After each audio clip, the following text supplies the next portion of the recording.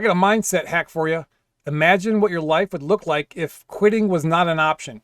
Just take it right off of the table.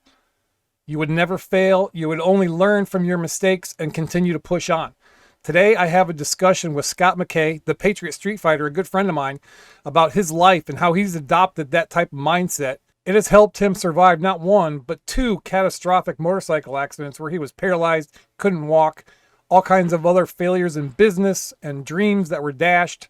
So I'm hoping that you're going to get some motivation, some inspiration, and apply this hack to your life where quitting is not an option.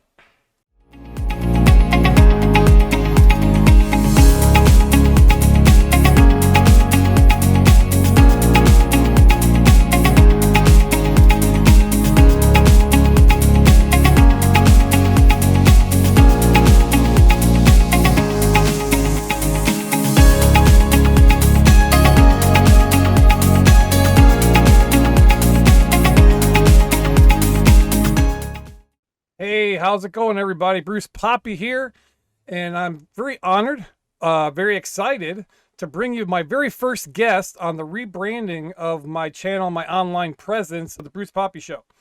And today, if you can see on the screen, I have a good friend of mine. We're in business together, and the reason I wanted to have this guy on first is because he's had a huge impact in my personal life and the way that attitude, mindset, the things and how we push and progress. And knowing his story, I want to dive in a little bit to his story so we can, understand that in the tagline of our show here is everything I do is pursuing excellence. And Scott McKay, the Patriot Street Fighter, epitomizes pursuing excellence. Just a couple of brief hits on his story. We're going to talk a little bit about that. He had a dream of being a Navy pilot. That was dashed. He has also became a competition bodybuilder and had multiple failed businesses. And then he had two horrific accidents where he was pulled from a grave out of a motorcycle and they rebuilt him. He's partially bionic. A lot of people joke around. His friend Sasha Stone calls him a cyborg because he's got so much metal in his body. But please help me welcome to my very first guest on Bruce Poppy Show, Scott McKay, the Patriot Street Fighter. What's going on, Scott? Hey, buddy. Good to see you. I'm honored. Thank you for giving me the chance to be your first guy out of the gate on your new show. Doing great. Every day for me is any day above ground is a great day for me. So it's just another good day for me, man. Yeah. I mean, if people don't know, you're pretty prolific in the podcasting realm. There's Truther Movement, Patriots. That you kind of blew up in that just around 2020, right? Yeah. I saw on a radio show starting January 2020 on geopolitics, and then accidentally started Patriot Street Fighter, and first live stream went nuclear, and then I guess the rest is history. Yeah, no, if people, maybe you're riding around town on your motorcycle doing all kinds of things. People stop and you, oh my gosh, Scott McKay, Scott McKay. I have a couple of your T-shirts. I've worn them out, and then people say, hey, yeah. So yeah, you're very well known, and you're super crazy humble. That's one of the great things. But this whole concept of pursuing excellence, I want to talk a little bit about the attitude that it took you, to kind of rebound. Because quite honestly, no disrespect, but you're the epitome of failing forward, right? There's a lot of stuff that you've done, crashed and burned. Get up and start over again, and look at what you have now. A very thriving podcast businesses, other multiple businesses that are doing very, very well. But how did it all start with you? Were you just born to be to not give up, or is this something that you learn or anybody can do? I'm not really sure. I mean, I've always said the only talent I have is the inability or refusal to quit. Born lower middle class family, quintessential American upbringing, small town America. Dad's ex-military. Mom worked very hard, and I just, when I was young, I was an athlete, of course, and I was a pretty good athlete. Wasn't big and strong, at least not until later. But I just remember, like, even being 135-pound defensive end on the football field. When I got to be a sophomore going up in high school, I was like Rudy, I was getting pounded, but I would rather have been hurt than have not attempted to do anything. And so for the next 2 years, we had to do mandatory weight training. And out of 67 guys on our football team at the end of the summer before my sophomore year, we were all rank ordered according to the strength and agility testing. I was number 67 out of 67. Pardon me, my guy here, old Tomahawk, he's playing, and I should have put him back in the back room. But anyways, so I remember that experience of having my name at the bottom of the list, strength and agility. So I made a decision right there that that would never happen to me again. Now, of course, never knew what was going to come next, but from that point, I was dedicated to get bigger, stronger for football. 8 years later, 2 years later, I set 4 school strength records, things like that. And then 8 years later, or not even 8 years, not that long after, I'm on a national competitive bodybuilding stage. That was my pursuit in life outside of my education. And yeah, a critical turning point in that career, something hit me that I would rather be a Navy or Marine fighter pilot than a professional bodybuilder. And I had been that far advanced, and I just walked away one day and threw all in and was a top tier candidate after I took all the tests and everything, and looked like I had an easy, a straight track with a flight contract. And it all fell apart one day whenever Cheney was DEF-SEC under Bush one, and he began cutting the Reagan military build up the 80s, and the first part of the military they hit was aviation. So it just got wiped away. Like a lot of guys were actually actively in the middle of training. Corpus Christi, Texas, intermediate training, they're grounding them and sending them home, right? Because there's no money. So that was devastating. From that point, it was just multiple businesses and 5 startup companies over 20 years. And it's like you say, failure is not important. Yeah, to me, failure is not an option. Failure is only failure when you quit. If you get knocked on your ass and you quit, then you're a failure. If you fail at something and you keep on going, you just you just learned a lesson. Like Edison said this. He said it took 10,000 experiments to actually create and perfect the light bulb. He said, I didn't fail 10,000 times. I found 10,000 ways it won't work. So anybody who's afraid of failure, they'll never succeed in life in anything. I was more afraid of being nobody than being hurt or being embarrassed or humiliated or judged or whatever. That stuff sucks. None of us like it, but I just knew that I wanted to do something with my life. And so that all those experiences, startup companies were very we always advance. I mean, I was sitting in boardrooms that were way above my paid grade in companies and things like that through the course of time. So those were successes to me because I could sit in those rooms with CEOs, chief science officers, people like that. But even though the monetary, we judge everything by monetary acquisition. That's how we see success. I never saw it that way. I knew that would come one day, but my definition of success was what I would become, not what I would acquire. And I had that when I was young. It's what I will become as a human being, as a man. That was more important to me than anything because becoming was what will lead to, in this world, what we call the matrix, the financial side of success. So, I mean, there were things that I was doing to make a living. I've had this happen more than once where people who are extremely successful or wealthy would be like, I don't get it. You're way too bright to be doing this. Like, why are you doing this? You could be the CEO of a Fortune 500 company. That came from 2 people, both of them extremely wealthy people once. And I was very flattered by it.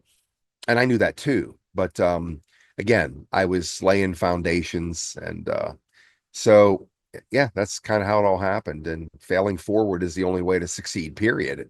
If people don't fail, they're not trying. That's all there is to it. You're not on the playing Right. field if you're not failing. Right. Absolutely.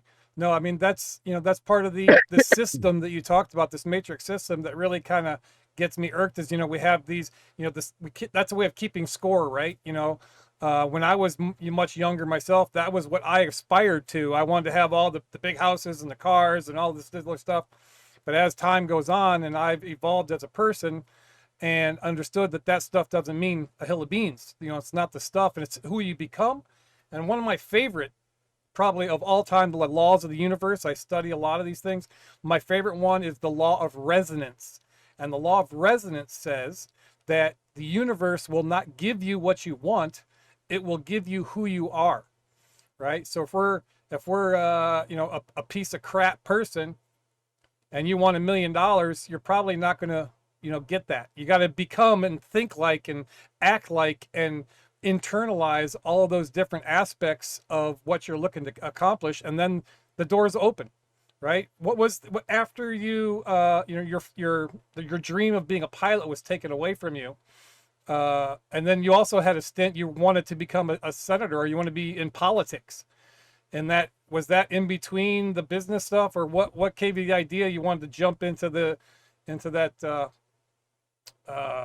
bare Well, knuckle blood fest they call I was politics. sitting at an event years ago. This is when I lost that all went away. And I knew it was a sure thing. And I knew that's what God wanted for my life. If that, I used to talk that way, think that way. I didn't realize I had more control, and we're not micromanaged by our divine creator. We all try to lean on that, but it's not the way it is. It's all on our shoulders. Christ tried to tell us that. And a very wonderful woman who was a friend of mine at the time. Her brother was a Harrier pilot in the Marine Corps. His name was Eric Van Camp. He was a top Harrier pilot in the Marine Corps. Played football at Oklahoma, was a quarterback there. So just total stud.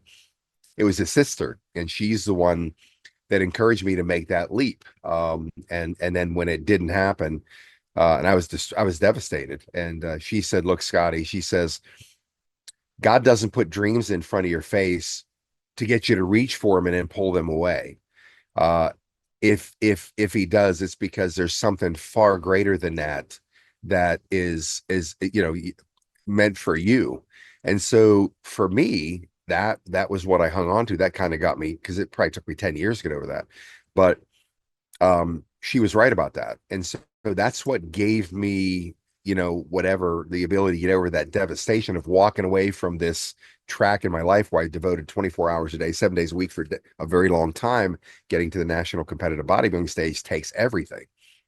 So, and then I happened to be at a function and Hershey Arena back in 1990, and there was this obscure minority whip, relatively unknown minority whip in the House of Representatives, in Congress, and he was giving a speech at this in this arena that night. His name was Newt Gingrich. He wasn't this massive. I mean, he was on his way to that position of power 2 to 4 years later, and I heard him giving a speech. And I just remember Reagan was one of my favorite presidents, obviously, at that time. And I just remember Gingrich pounding on the lectern saying, "Ronald Wilson Reagan changed the history of the human race." And I loved Reagan. And so that was so inspiring. And I said to myself, this is how I'm going to serve my country. I'm going to do it in Washington, D.C. My objective, my dream was becoming a United States Senator. So for the next 16 years, doing different things, working elected politics, campaigns, eventually moved to California. And I was working presidential campaigns, managing a state assembly race.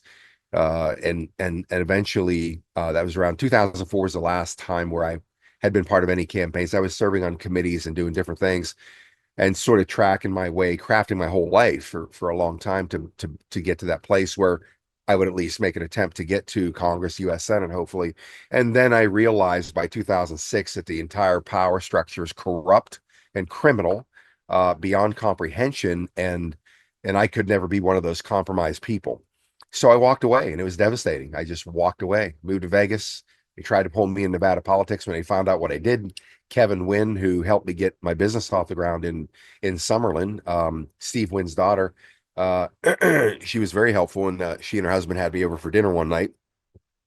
Once they learned about my background, of course, they wanted to pull me into the Nevada political architecture, and I was like, absolutely not. No interest whatsoever.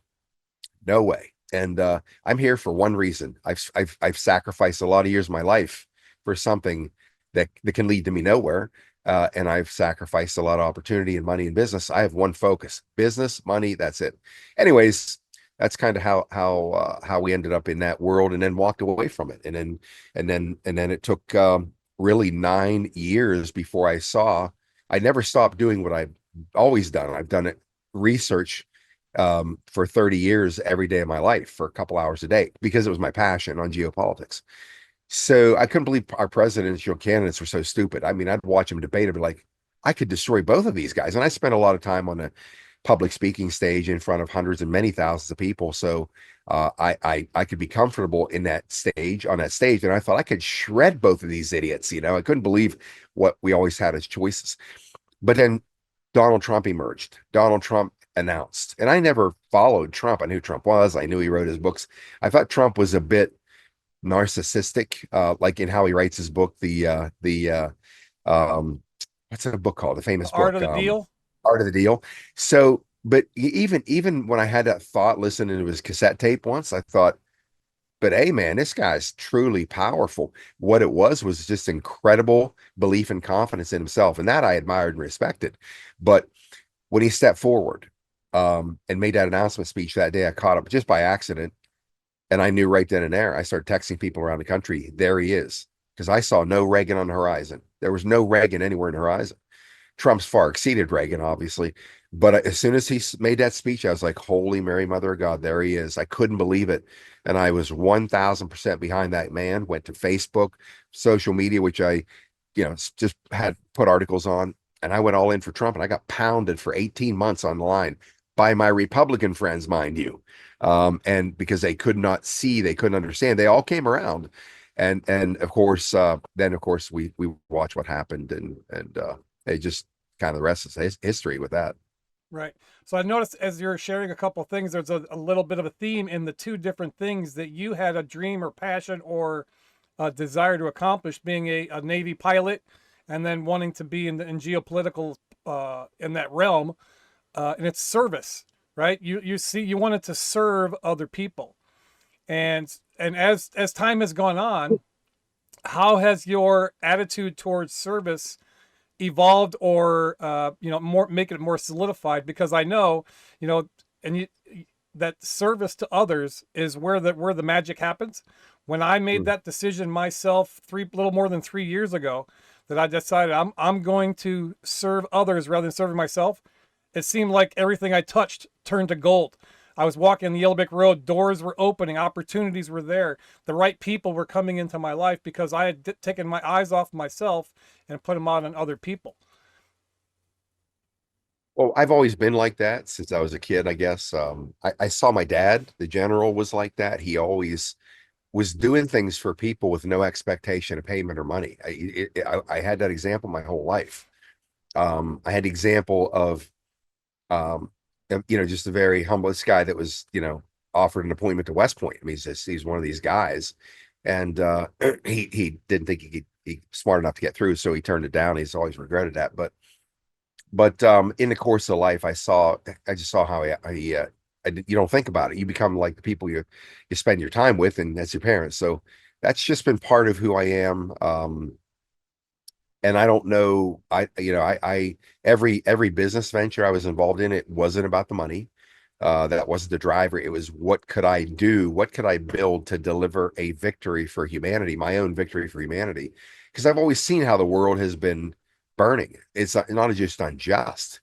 Nothing can explain what's been happening to the world. Our creator is so powerful, that there's no accidents here. I mean, he's not going to create a planet where there's not enough resources, where there's poverty, starvation, and disease because our creator forked up somewhere, right? That's an orchestrated uh, battle plan against humanity. I couldn't articulate it years ago, but I was always trying to figure out how can it be better for people. So that just came natural to me, Right. because of that. It's always been there. Right. And I know there's a part of your story too. I'm glad you touched into the universe and humanity stuff, because back in the 90s, I mentioned that you became a born again Christian, right? You were Oh going no, to the church. that happened long before that. I was 14 years old at the time. That was like 1980. So that's been a long 45 years ago. I became a born again Christian. Yeah. But then, through circumstances and different things, your research and other stuff, you started to go on a different path. You basically thumbed your nose and said, "Fork you, I'm done with this." To the church, what I call the 501c3 corporate entity they call the church, has nothing to do with God most of the time. That's going on today, but you started on a different journey. And how did that journey bring you back to the devotion that you have to the Creator? Yeah, it's, I was like anybody else. I didn't go to church all the time. As I was older, I did. We went to Sunday school, but as born again Christian, I always had this sort of foundation of I wanted to be, you wanted to have a good life, be a good person, and uh, and over the course of time, I started to feel the weight of this whole political or religious dogma, the judgment, the hypocrisy. I mean, it's just crazy what it's like, and it's not Christ in spirit on any level. The church is a big business. Now, that doesn't mean all churches are bad. I mean, many churches are very good. I live in the Bible Belt. I live in Texas. I love being here because all cowboys are asking me, "Hey, have you found a church that you've been here?" And I love that. I'm not interested in going. I mean, I have a church. My church is Pastor Bob's in Bob Joyce in Benton, Arkansas. When I go to church, because Gino invited me to come there, and made friends with people, and I have complete belief in Pastor Bob Joyce being one of those people, and there's a number of others. Pastor Dave Scarlett, one of my close friends, and what I say is that our beliefs differ to a degree. I mean, we believe in the same thing. I believe in an more extensive version of Christ's life, and I call the Christ consciousness. So for me, that evolution came. It is internally. I knew there's no again no if the full power of Christ's message or his consciousness exists on the planet, and his message was pure and true. Why do we have the depravity on earth? Why do we have the destruction of humanity on earth? That's not coming from our Creator or the Christ message or the Christ consciousness. There's something else going on here. Why hasn't the church solved that problem? Why do we have mega mansion pastors with 3 private jets like Copeland here in Texas, Kenneth Copeland? These people are evil. Um, who needs that kind of massive wealth? I mean, it's crazy to me. I'm all for success, but when it's coming from the flock, if you're creating an enterprise, a business or whatever, but when it's people giving you handouts, tithing handouts, and becoming writing books, become massively wealthy, and keeping it just we've seen it. We've seen the evangelicals on TV, begging people for five. It's insane to me. So and nobody speaks out about it. So that kind of, I basically was calling bullshit on all of it, because it was breaking my soul. It wasn't doing anything for me. So I threw God overboard in 1999. I was like, literally, F you, I'm done. Drop the anvil if you want. I'm not living like this anymore. So I had to find, I knew there was some type of blueprint to why we're here, and there had to be. So it quantum physics became my Bible for the next 15 years. I was already studying a lot of stuff. I've always been a voracious reader since I've been out of college. Metaphysics, epistemology, philosophies, different religions, touched on a few.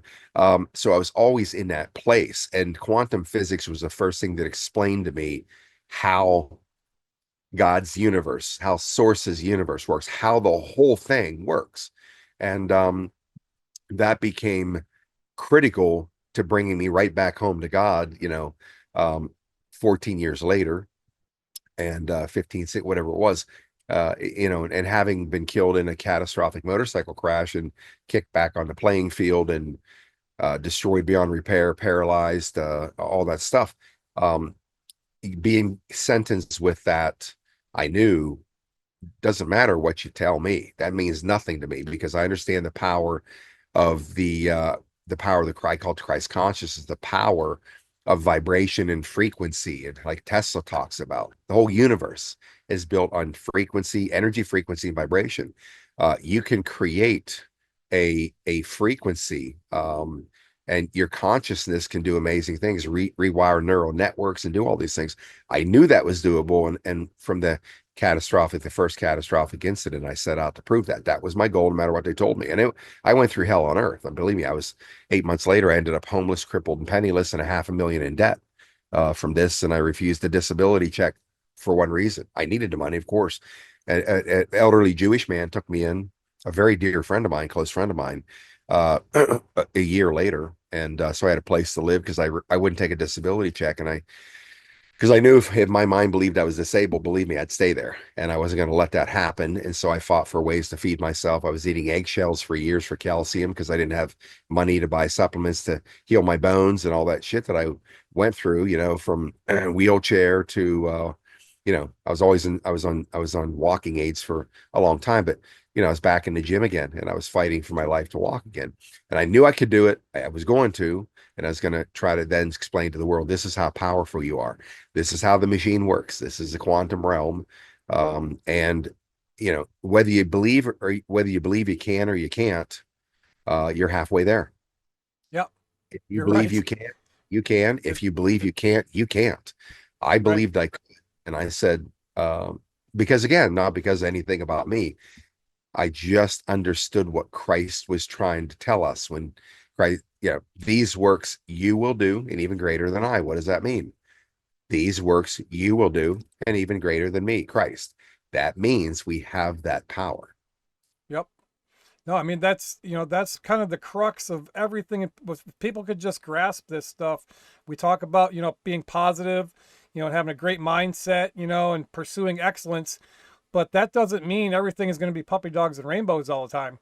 There's going to be some pain. There's going to be, growing and changing and giving up some stuff that you maybe hold dear to make a positive change in your life. I mean, good grief.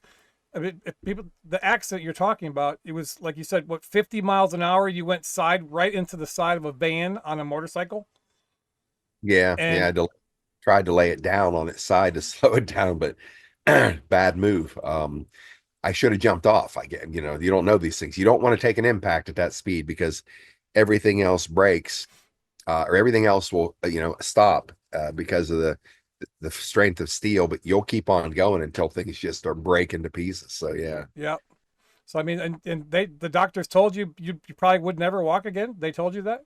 I was on a road that day. When I was laying there and I was dying because I wasn't breathing. I knew I wasn't breathing. I didn't hit my head, but everything was destroyed. And when I knew I'd eventually, within 30 or 40, once it hit me, I thought, why am I violently, like my back's arching? I'm laying flat face down on the road and couldn't move, back was hurting like hell. I couldn't feel anything but below the waist. And, it just clicked, you're not breathing. And I remember looking around and looking at this wooden fence on this yard, right where I had crashed in Montville, New Jersey. And, so my brain is trying to get a sense of what's happening here. And then I realized I'm not breathing. And then I realized, okay, well, you're not breathing, you're going to die. And, instantly, most people have terror and fear. I didn't, because I understood that death is not, it's not real, and it's not even eternal. It's an ascension process.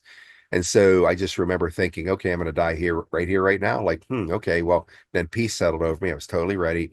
I knew my brain was saying, you're going to pass out about 30 seconds, 40 seconds, but everything's going to be okay. And so I laid my forehead down on the road, and of course you feel yourself drifting away. And the next thing I can remember is that I just remember this horrible sound, and still had consciousness, but I'm thinking, where's the white light? Where's the white light? Sometime thereafter, now I'm fading back in. My consciousness is coming back in, and it took me a little bit, but then I realized I was alive. I was like, holy shit, I'm still alive. Like, what? I was totally ready. This is bullshit. Anyways, then it became, the top professor at Columbia University Medical School on staff at Presbyterian also was on the scene that day. It happened right near his house, like two houses up, and his son was out there in the yard. His son ran in and got his dad, and his dad came up to me. And I met him 4.5 years later when I knocked on his door, walking, no walking aids or anything. And I knocked on his door, and his wife answered, and she knew me by name, which blew me away because I never met her. But they had been coming to the trauma center for 2 weeks after I was in there because his father was in the hospital, so he'd check on me. But in my short talk with her, she just said, I just have to tell you, I'm just amazed you're upright, let alone even walking. I was like, oh, thank you. So later on that night, he called me. I was still in town back in North Jersey, and we met at a railway station restaurant and spent 3 hours just talking like old friends. And I asked him what the gravity of his injuries when he walked up on me was, because I was told people that saw me knew I was dead. There's no way the human body could be, pointing in these directions like that. And he just said, I walked up on you. I couldn't believe you were alive. First of all, he said, he described it as the doctors do. They don't sensationalize stuff like that. They kind of downplay it. But he told me, and he said, honestly, Scott, I said, I'm absolutely amazed to see you upright, let alone even walking. So, I was given a terrible prognosis, but it didn't matter to me what they said. Should get counseling and all that. I'm like, keep these people away from me. Yeah. Like, I don't need to hear that bullshit, right? And No, it's because no, it no. was quantum physics. It was quantum physics that I was going to rely on because it's a construct of our creator. And if we work in concert with two things, if we work in concert with the laws of the universe, and we work in concert with the nature of man, we can accomplish anything. It's manifestation. It's the conscious thinking all the time, visualizing what you want for your life, and you never stop that. They call it dreaming. When people call you a dreamer as an insult, you should be thanking them for that, because that is how the frequency field is pushed out of your mind when you sustain that vision and that dream. And it's like having a steel rod in water and then banging on it with a hammer. Every creature nearby feels that vibration in the water. That's how the universe works. And so you end up drawing the same frequencies back to you in money, in people, in opportunity, and all these things. And that facilitates what you're trying to accomplish. There's no guarantee on the time track that it takes. Most people fail just before they're ready to win, right? That's most of us in life give up right when you're at the edge of gold, right? And that's just kind of the human condition. But Right, right. And that's what happens. right. And I know you got limited time, so as we bring this thing in for a landing, we talk about the stuff that you went through, having your dreams dashed, failed businesses, the discipline and the mindset that it takes to become a competitive bodybuilder. The mindset that you had to pull yourself out of the grave, and regardless of what anybody said around you, you said, I'm going to walk again and I'm going to have a meaningful life. So people might say, hey, well, that's good for that guy, right? But I can't do that. I don't, but people don't, but that's what people don't realize, that they disassociate. They think, oh, somebody else can do it, but not me. You don't, they have their story in their head, why they can't do certain things. And it's their limiting beliefs and all this other. If we can get out of our own heads, we can change all kinds of stuff. So if you were to give a message, or kind of like I said, as we land this thing, because I know you got to go, for those people that said, hey, I've got an extension, by the way. I just oh, got an good. extension. So yeah, the thing of it is this: whatever your progress is, let's say you set a goal and you don't accomplish that goal, like we talked earlier, like a weight loss goal or something. You get close, but not the whole way. You didn't fail. You simply accomplished a certain amount of that goal within a time frame. Pardon me, it's been killing me for the last 3 weeks. It's not a failure. You've made progress. You've evolved yourself. You're not the same person you were when you started. You just missed your mark. You're not the same person you were when you started. You are transforming yourself. So, like in that case, obviously, I knew what I would become on the other side of this catastrophic event. When I could pull it off, walk again, work again, I'm going to ride again. Said I'm going to walk again, work again, and I'm going to ride again. I knew what it would. It's not that I needed to ride again. Of course, I wanted to, but I knew what it would help me become. And again, it doesn't mean things always go your way, even if you do succeed, because 5 years later, I had accomplished phase three. I was walking again, unassisted. I was working again. I was designing solar systems in the industry, and I moved from Los Angeles to Dallas, and I came over here, and a year later, I'm now riding again, and I'm on my dream Harley Davidson twisted cherry colored street glide special, And it's like 2.5 months into me riding again. I remember going down the road and look up and like I was talking to God, I told you we'd make it back, right? And at that point, about 2.5 months in, I'm downtown Dallas, about 10 at night, coming home from meeting a couple of my buddies. And then I'm going through a major intersection, and here comes, just as the light turns, here comes a truck at high speed, big Texas pickup truck. And my arms and legs are out on the highway pegs, and it takes me again on the left side at high speed. And it just hammered me. I didn't even see it coming, flying across over a couple lanes, this traffic flying through the air, headed for a curb head first. And I just thought to myself, I don't think I'm going to make it out of this one. I land, violent landing, and I just remember somehow I'm on my back, and I look and see my bike laying on the side, up against the curb, RPMs revved up. And because I'm an incurable optimist, the first thing I thought was when I laid on my back, I picked my head up and looked around. I was like, holy shit, I just landed in the only patch of grass in downtown Dallas. Things are looking up. Right until I picked up my left leg, because the first time, got a spinal fusion. I've got screws that screw into my pelvis, right into my spine to hold it in place because it blew off the last time. Blew me apart. My pelvis in the front blew it open like I got to give birth to a 30-pound baby. I was told they had to plate that together. And my left femur was busted in 7 pieces. They had to put a long plate in the outside and screw it into the side of my leg. And my foot nearly fully severed because it rotated the opposite way of an ankle sprain until it just tore and then destroyed the ankle. So they had to put metal in my lower leg, put metal and rebuild the ankle bone and reattach the foot, all that kind of shit. So now I had 30% chance to actually keep that foot. So then I picked my leg up, and right below where the metal stops on my femur, there was a clean break of my femur right below it. And then my lower leg above the ankle where it was destroyed the first time, it was shattered and my leg was bent at 90 degrees and my foot was turned inwards. And I thought, oh my God, I'm going to lose my leg this time. So I ended up back in a trauma center, Baylor Trauma Center, downtown Dallas. I couldn't have been in a better place. Montville, New Jersey was a miracle that I was right there because that couldn't have been anywhere better. And Baylor Trauma in Dallas, with all the metal in me and what they had to do, they had rock stars there that could save my leg. And, and I begged them to, I said, look, I told them my story. Give me one more chance. I guarantee I'll make it back. And so kept my leg. And there's another 2 years of, kind of going through the process again. But so I remember laying there looking up at the ceiling and in the trauma center. And I'm just like talking to God. I'm like, are you shitting me? I thought we had a deal here, right? So anyways, my friends come in to see me as they're looking at me like, you're such an idiot. I'm like, guess an epic comeback wasn't good enough. God wants a super epic comeback. So Was it say was it easier the second time that you had no. or was Well, it harder? the gravity of the injuries wasn't as great, but the degree, the degree of the injuries was very tough because they had to from that point they had to you couldn't put metal on my outside of my bones anymore. They had to go inside. So in my femur, they had to put a bar up through from my knee, up through my femur, and they had to put another rod from my knee clear down to where the lower leg bone meets the ankle bone. And they had to rebuild my foot.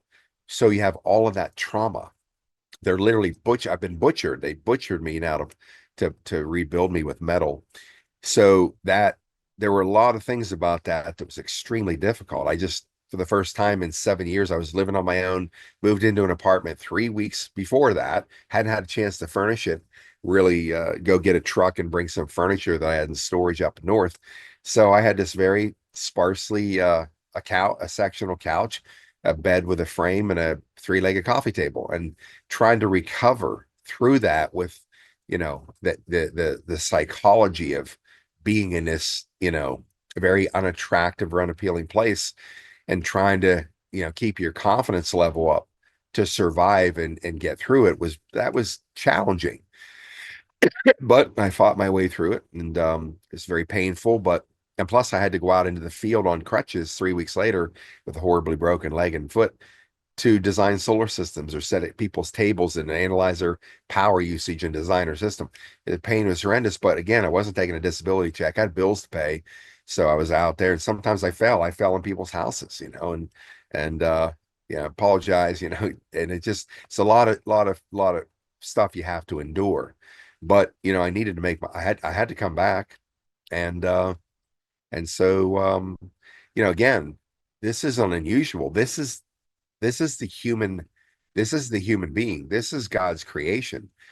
God gave all of us this ability. The matrix beats us to death to make us believe we're not worthy and we have no power. Why do you think they're moving so hard against humanity? Because we're rising. People starting to discover, like, I really am a badass. Yeah, you are. You have no idea. Christ was a total badass, right? He kicked some asses, right? And he changed the world. So that's been my goal, is to help people understand, regardless of what you see with me, you see the rise of Patriot Street Fighter come out of the ashes like a meteor, and do what we've done. Once again, we none of us are hit with a magic wand and you're going to be the guy or you're going to be the lady, in this world. It's not that way. It's the human soul, if it can be unleashed, can do incredible things. And that's my Right. message, is always trying to get people to understand that if you could just get a grip on who you really are. Your life of mediocrity or whatever most of life is it's not true. You have these capabilities, but you discover them going through processes. You don't, and here's the thing, you don't have to go through what I've gone through. That's what it No. took. I was hard-headed. I got sledgehammered more than once to get me to finally say, more important than anything, I don't care what anybody thinks about me. I don't care what you say about me. I don't care your ridicule, the judgment. I don't care what you think about me, right? I would have never put myself out publicly like this on Patriot, like to be Patriot Street Fighter. I would have never, hell, I could have, I was a very, I'm a very, I'd say, polished public speaker. I've been on a speaking stage since I was in my 20s. I never saw me coming out in the world talking like I do with Patriot Street Fighter. It was a necessary weapon of verbal war to use against power structure, but I never saw it blowing up like it did, having this kind of an impact. Um, and again, that's how it is for all of us. I just knew, when you decide you've had enough in life, and very few of us on earth ever get there, but when you've decided you have enough, you will unleash yourself. Like, get the F out of my way. You say whatever you want, and you just unleash yourself because you have a mission. You'd be stunned. The world steps aside for people that know where they're going. And when you have that drive and focus, Lee Iacocca said it best. He said, nothing ever, and Lee Iacocca took over Chrysler in the 80s when they were completely bankrupt. He said, well, I'm the CEO now. We gotta spend $1 billion and build our new building. Like, you out of your mind? Well, he had vision, number one. But he also said, nothing ever gets accomplished until somebody gets excited or pissed off. I happen to find pissed off works better. Yep. So, and that's what I'm trying to get people to understand. You don't have to be pissed off, but if you just unleash yourself and go for broke, and you never quit, you could change things in your life like you can't possibly imagine. You yourself say, wow, I can't believe that this happened. I can't believe we've done this, accomplished this, we're here, achieved that. We all do it. People that carried in stride, like, oh, I always knew I was going to be this, cut the bullshit. We all come in backwards and butt naked. You ain't got shit. A lot of people are privileged and get opportunities, but the greatest successes ever carved it out of the ground with their own hands. And all it Right. takes is work. Work, work, work, work, work, work, work, work. Never quit. Don't listen to Yep. anybody else except your soul, your spiritual connection. That's your guidance system, your compass. Listen to what nobody else says. And that's why I couldn't imagine the way I'm publicly attacked. And you step into the public purview, you always have detractors, you have infiltrators, you have people, for whatever reason, we've been taught, if somebody else is succeeding, let's attack them, let's take them down because they'd like to see a fall. It's a crazy matrix. And that would stop me dead in my tracks all my life. Now it's like, go ahead and attack me. I mean, it's a smoke out operation. I'm Right. trying to free enemy and the kids from being butchered by the satanic realm, and you're attacking me and my operation. There they are, folks. There they are. That's what I'm talking about. There's the satanic realm right there. Right. No, the people that come in your life and try to tear you down, they're exposing their weaknesses. They don't want you to be able to excel or do anything different or better than what they have. So they want to keep you down so that they have company in their misery. Yeah. Um, and so if somebody wants to start off on this journey, because this is, like I said, my first guest on my new rebranding. I've been doing podcasts for 5 years, traveled around the country, spoken to tens of thousands of people. But if somebody just wants to start a journey of pursuing excellence, I know a few years ago when we were talking about the quantum physics stuff, you referred a book to me, The Dream Giver is the name of that book. And I'll never forget it. It was a fantastic book. I love very short little book. You can read it in probably a couple hours in the evening. But if somebody was wanting to start on this journey, they don't know where to go. How do I become, or how do I find out, where do we go besides liking and sharing and subscribing to this podcast? Because as this thing goes on with the Bruce Poppy Show, I'm going to be revealing a lot of these tips and there's no secret to success, right? You just got to do it. But there's tips and there's shortcuts. Follow people that have already done the thing you want to do. And I'm going to share. My life has been a case study in this type of stuff. I unwittingly, was following all these different concepts and precepts because I was, as you know, I was 16. My wife was 17 when we got married. For this year, be 41 years married, 4 kids, 7 grandkids. I'm living my best life now. And I live in a motorhome. People might think that's why you're poor. No, I'm choosing to live this lifestyle because that's where God's pushing me. So if somebody wanting to start, where do you think they should go? What's the type of things?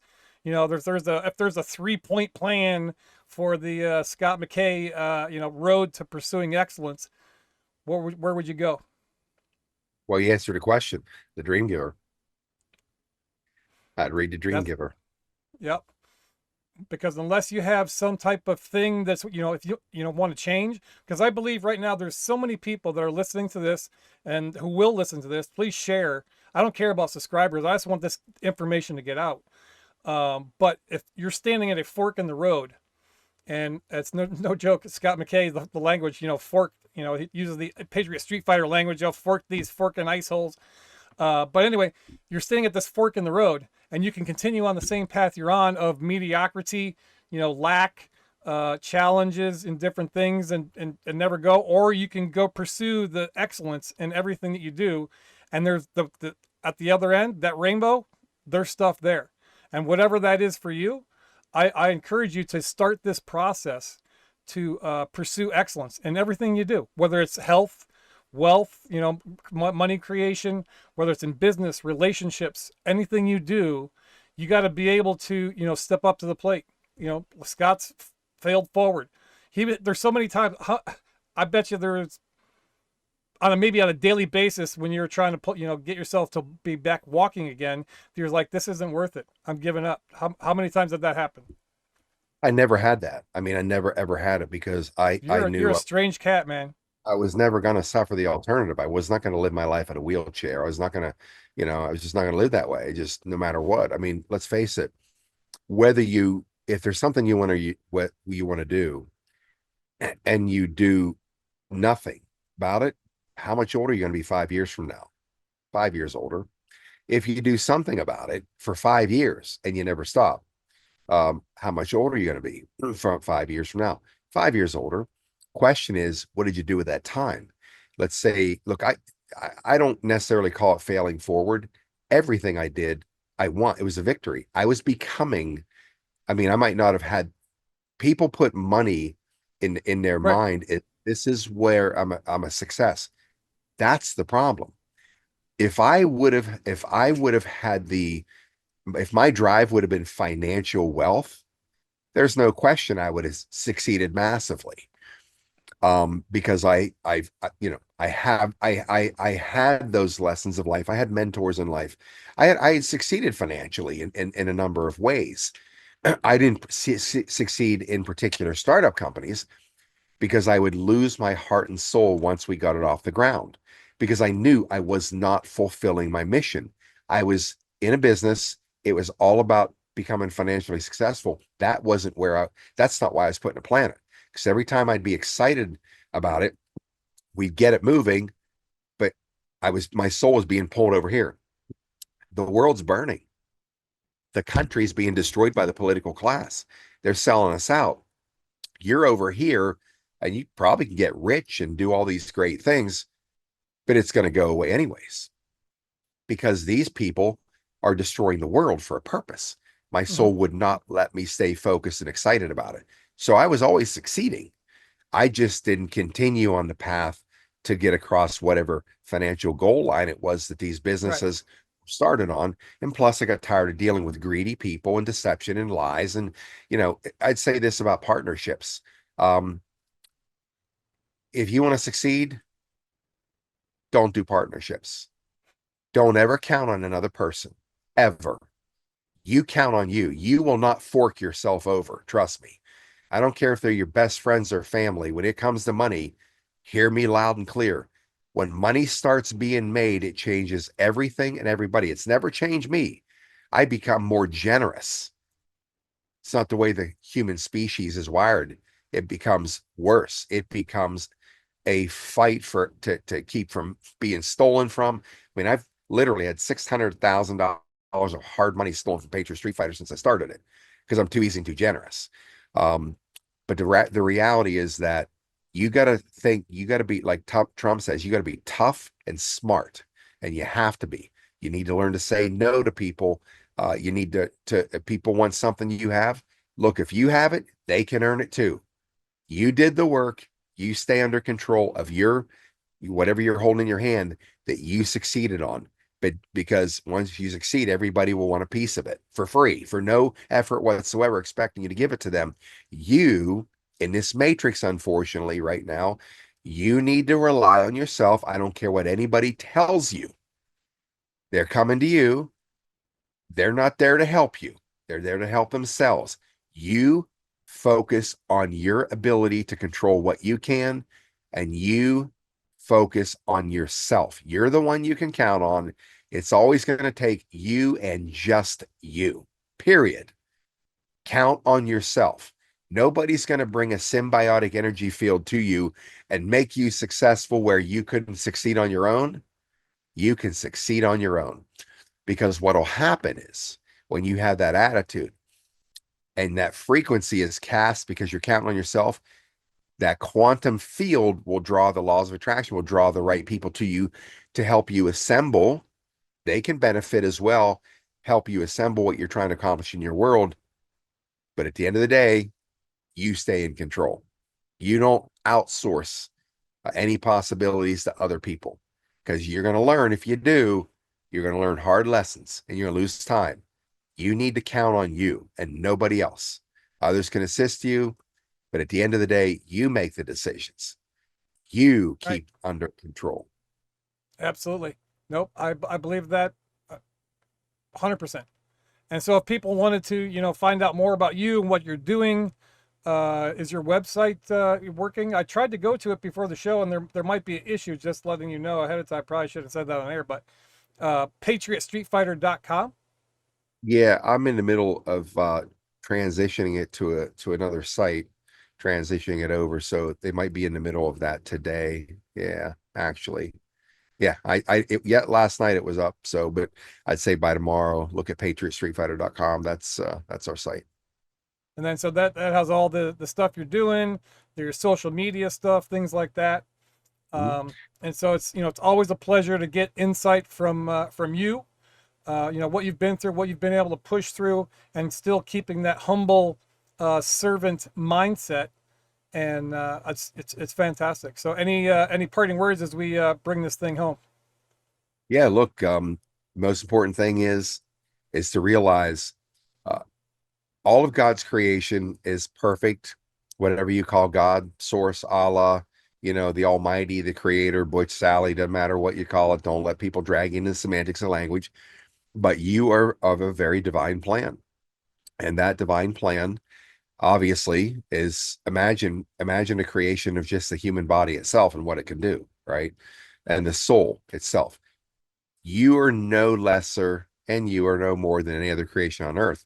We're all given the same power. The question is who understands that power, and who exercises it, who goes for it. because at the end of the day, there's nothing that I've accomplished that anybody else couldn't accomplish. That's just the way it is. People lack in belief, but I try to show them things about life. Look at this, and this. How does that make sense? You can do that too. I mean, to succeed in things you want to succeed in, including financially, look at it from this point of view. Look where you're starting, right? You're starting from, certainly you're not homeless, crippled, penniless, you're not paralyzed, you're not in a wheelchair, right? That's where I had to restart from twice. So you're mobile, you have a brain, you can operate during the day, with little discomfort or whatever. Think about that starting point. I would love to go back and rewire life and have that starting point. It isn't like that for me. I mean, every day I get out of bed, put my feet on the ground, and it's another fight every day because I got a lot of things I got to deal with physically. I still have partial paralysis, can't see when I walk, but if I take my big left boot off because my leg's shorter, being busted so badly, and you watch me try to run, you'll say, dude, that dude had a stroke or something's really messed up on that guy. Those are limitations that I have. Believe me, you can live with any limitation. I don't let that stop me. I don't let the pain stop me. You just take another day. I'm alive, man. I'm alive. If you have a family, a wife, and kids, you have a reason to be alive every day. You have people that love you, and there's nothing else on this planet that's more important than you having a family and people that care about you and love you. Nothing else matters. Absolutely. And your people out there need to realize, and that's some of the premise that I'm doing with the Bruce Poppy Show, is that life is all about stories. We are in this war. It's an information war, and it's a war of stories, and your story needs to be told. There are things that you have lived through that you can help other people through that nobody else has. You have a different perspective. And so I encourage people to share and tell their stories. I mean, that's how I started podcasting, was because of Scott Fork and McKay. He told me, he said, Bruce, you need to get your voice out there, because there's people that you can reach that I can't reach, right? Him and I can say the same exact thing, but you may resonate a little differently with me, with him. You might receive it more, but that's just how the universe works. And wherever everybody's at on different frequencies, you need to get your story out there. So regardless of what your story is, it needs to be told, and I'm going to help tell it. So thanks, Scott, for your time. Appreciate it very much, and look forward to seeing. I'm going to probably see you in a couple of months in May. Yep. We'll be hooking up, but until then, make sure you guys are pursuing excellence in everything you do. Today is the first day of the rest of your life. You could have screwed everything up yesterday. Doesn't matter. Don't worry about tomorrow. All we got is right now. Bruce Poppy, this is my show.